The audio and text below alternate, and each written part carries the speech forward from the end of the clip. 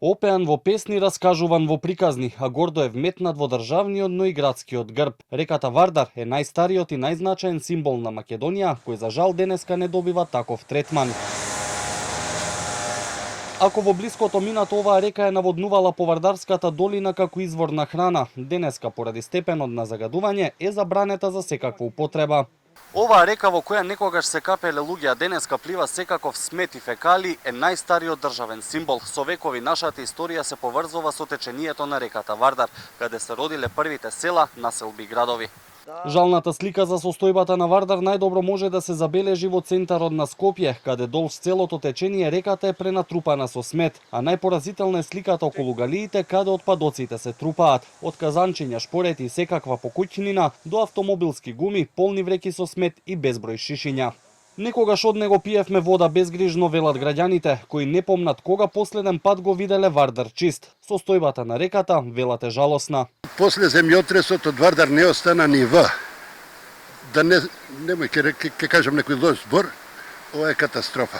Кога ќе се подигне нивото на Вардар, автоматски дали испуштат од брани или кога е повише врне, одма само и доаѓа прилив, да флаши, чудак. Надолу имате и каучи. Имате намештај све и фрижидери летат. Фрлаат луѓе се свашта по фрижидери, се лепат, така да вода пиевме од Вардар. Ќе направиме песокот како изворче и ќе пиеме вода. Ја третираме како најпоследна мисла да не е, а уствари треба да не биде прва. Па оттаму додаваат, Вардар е најголемото огледало на државата и граѓаните.